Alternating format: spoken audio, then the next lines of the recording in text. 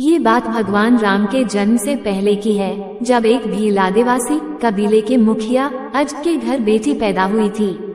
उसका एक नाम श्रमना और दूसरा नाम शबरी रखा गया। शबरी की माँ इंदुमती उसे खूब प्यार करती थी। बचपन से ही शबरी पशु पक्षियों की भाषा समझकर उनसे बातें करती थी और शबरी की माँ उसे देखती तो कुछ समझ नहीं पाती थी। कुछ समय बाद एक पंडित ने शबरी के परिवार को बताया कि वो आगे चलकर सन्यासी बन सकती है। इस बात का पता चलते ही शबरी के पिता ने उसका रिश्ता तय कर दिया। जैसे ही शादी का दिन नजदीक आया तो शबरी के घर वालों ने खूब सारी बकरियां और अन्य जानवर घर के पास लाकर बांध दिए। एक दिन शबरी की माँ जब उसके बाल बना रही थी तो उसने माँ से पूछा, इतने सारे जानवर हमारे घर क्यों लाए गए हैं? तब माँ ने जवाब दिया, बेटी तुम्हारा विवाह होने वाला है, इसलिए हम लोगों ने इनका इंतजाम बलि देने के लिए किया है। तुम्हारी शादी के दिन ही बलि प्रथा होगी और फिर इनसे स्वादिष्ट भोजन बनाकर सबको परोसा जाएगा। ये सब सुनकर शबरी बहुत दुखी हो गई। काफी देर तक शबरी ने उन जानवरों को आजाद करने के बारे में सोचा। सोचते सोचते शबरी के मन में आया कि अगर ये जानवर यहाँ नहीं होंगे तो इनकी बलि रुक सकती है। ऐसा नहीं हुआ तो मेरे घर से कहीं चले जाने पर ही ये बलि रुकेगी। जब मैं नहीं रहूंगी तब न विवाह होगा और न ही बलि प्रथा। इससे मासूम जानवर भी बच जाएंगे। इसी सोच के साथ जानवरों को रखी गई जगह पर शबरी पहुंची। उसने सोचा कि उन्हें खोल देती हूँ, लेकिन वो ऐसा नहीं कर पाई। उसके बाद शबरी जंगल की तरफ भागने लगी। भागते भागते शबरी ऋषिमुख पर्वत पहुँच गई। वहाँ करीब 10,000 ऋषि रहा करते थे। शबरी को लगा कि वो भी इसी जंगल में किसी तरह ऋषि मुनियों की सेवा करके अपना जीवन जी लेगी। वो चुपचाप उसी जंगल में एक हिस्से में किसी तरह से रहने लगी।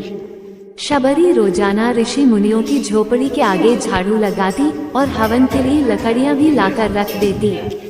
ऋषि मुनियों को समझ नहीं आ रहा था कि जंगल में उनके काम अपने आप कैसे हो रहे हैं। एक दिन शबरी को किसी ऋषि ने देख लिया।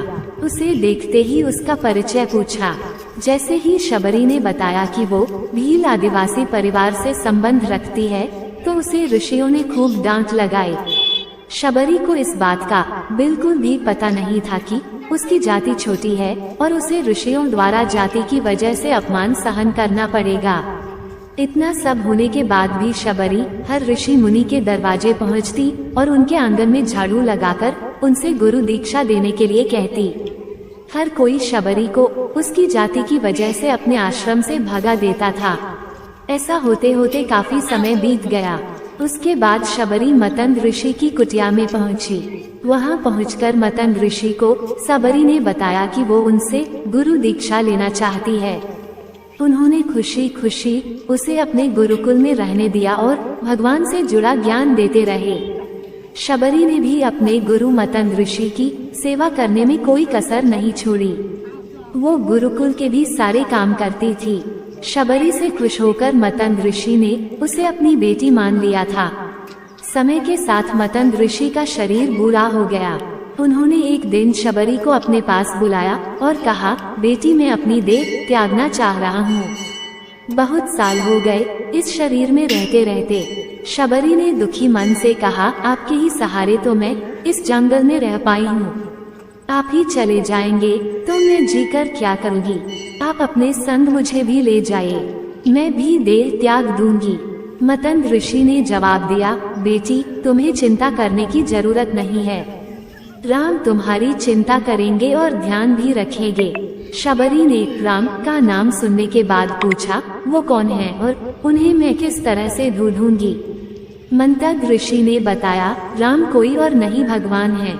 वो तुम्हें सारे अच्छे कर्मों का फल देंगे। तुम्हें उन्हें ढूंढने की कोई जरूरत नहीं है। वो एक दिन खुद तुम्हें खोजते हुए इस कुटिया में आएंगे और तुम्हें उनके हाथों से ही मोक्ष मिलेगा। तब तक तुम इसी आश्रम में रहो। इतना कहते ही मतंग ऋषि ने अपना शरीर त्याग दिया। शबरी के मन में मतंग ऋषि के जाने के बाद से एक ही बात थी कि भगवान राम स्वयं उससे मिलने आएंगे। वो रोज भगवान राम से मिलने के लिए बाग से अच्छे अच्छे फूल लाकर पूरा आश्रम सजाती और भगवान के लिए बेर तोड़कर लाती। भगवान के लिए बेर चुनते हुए शबरी उन्हें चख लेती थी ताकि भगवान को वो सिर्फ मीठे बेर ही दे। रोजाना शबरी इसी तरह भगवान के दर्शन की आस में फूल और बेर इकट्ठा करती रहती थी। इसी तरह इंतजार में कई साल बीत गए। शबरी का शरीर एकदम वृद्धा हो गया। एक दिन आश्रम के पास के ही तालाब में शबरी पानी लेने के लिए गई। तभी पास के ही एक ऋषि ने उसे अछूत कहते हुए वहां से भागने के लिए कहा और एक पत्थर मार दिया। वो पत्थर जब शबरी को लगा तो उसे चोट लगी और खून बहने लगा। बहते हुए खून की एक बूंद उसी तालाब के पानी में गिर गई।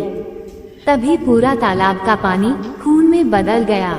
ये सब होता देखकर ऋषि ने शबरी को ही डांटा और कहा कि पापीन, तुम्हारी वजह से पूरा पानी खराब हो गया। रोज ऋषि उस पानी को साफ करने के लिए अपनी कई तरह की विद्याओं का इस्तेमाल करते। कई सारे जतन करने के बाद भी कुछ नहीं हुआ। फिर उन्होंने गंगा जैसी कई पवित्र नदियों का जल भी उस तालाब में डाला। फिर भी तालाब का पानी साफ नहीं हो पाया और वो खून जैसा ही रहा। कई सालों तक तालाब के पानी को साफ करने की कोशिश के बाद भी कुछ काम नहीं आया तो ऋषि ने थककर सब कुछ छोड़ दिया। इस घटना के कई सालों के बाद भगवान राम अपनी पत्नी सीता के हरण के बाद उन्हें ढूंढते हुए उसी तालाब के पास पहुँचे। ऋषि मुनियों ने उन्हें पहचान लिया। भगवान को वहां देखकर ऋषियों ने तालाब का पानी साफ करने के लिए भगवान को अपने पैर उसमें डालने के लिए कहा, लेकिन पानी जैसे का तैसा ही था। ऋषि मुनियों ने भगवान से भी कई अन्य जतन करवाए, लेकिन वो पानी जस का तस खून जैसा ही रहा। तब भगवान राम ने ऋषियों से पानी के रक्त में बदलने की कहानी पूछी। तब ऋषि ने शबरी को पत्थर मारने वाली सारी बात बता दी। उसके बाद ऋषियों ने कहा कि वो महिला ही अपवित्र है, छोटी जात की है, इसलिए ये सब हुआ है। उसी वक्त भगवान राम ने कहा, ये सब आप लोगों के खराब वचनों से हुआ है। शबरी को इस तरह के शब्द बोलकर आप लोगों ने उसे नहीं बल्कि मेरे दिल को घायल किया है। इसी घायल दिल के रक्त का प्रतीक ये तालाब का लाल पानी है। आगे भगवान राम बोले, कहाँ है वो माई, मैं उनसे मिलना चाहता हूँ। तब तक शबरी उसी तालाब के पास पहुँच जाती है। इस दौरान शबरी के पैर को ठोकर लगती है और कुछ भूल उस तालाब में गिर जाती है। तभी सारा पानी साफ हो जाता है। भगवान सबसे कहते हैं कि देखिए, आप लोगों ने क्या कुछ नहीं किया, लेकिन पानी साफ नहीं हो पाया। अभी सिर्फ इनके पैर की थोड़ी सी धूल ने ही तालाब का पानी साफ कर दिया। भगवान राम को शबरी पहचान चुकी थी। उन्हें प्रणाम करके शबरी ने कहा, भगवान आप मेरे साथ कुटिया में चलिए। भगवान भी खुशी खुशी शबरी के साथ चल पड़े। फूलों से शबरी ने भगवान राम का स्वागत किया। वो सीधे बेर तोड़ने के लिए बाग गईं और चख कर उनके लिए बेर लेकर आई।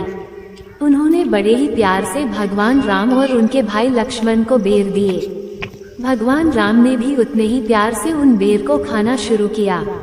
तभी बेर देखकर मुंह बनाते हुए लक्ष्मण ने कहा, भैया ये बेर जूठे हैं, इन्हें आप कैसे खा सकते हैं? भगवान ने जवाब दिया, लक्ष्मण ये जूठे नहीं बल्कि बहुत मीठे हैं। शबरी माए हम सबके लिए ये बहुत प्यार से तोड़कर लाई हैं। इतना कहकर भगवान राम प्यार से उन बेर को खाने लगे। भगवान ने जाते हुए शबरी माई से कहा, आप मुझसे जो चाहे वो मांग सकती हैं। शबरी ने उन्हें कहा, मतंग ऋषि के कहने पर मैं आज तक सिर्फ आपके दर्शन करने के लिए जी रही थी। अब आप मुझे मोक्ष प्रदान कीजिए। मैं अपना शरीर आपके सामने ही त्यागूंगी। उसी वक्त शबरी ने अपना शरीर त्याग दिया। भगवान राम ने अपने हाथों से उनका अंतिम संस्कार किया और सीता माँ की खोज में आगे बढ़ गए। इस तरह से ऋषि मतंग की बात सच साबित हुई और शबरी को भगवान राम के दर्शन भी हुए। तभी से भगवान राम को शबरी के राम भी कहा जाने लगा। इस वीडियो को अंत तक देखने के लिए धन्यवाद।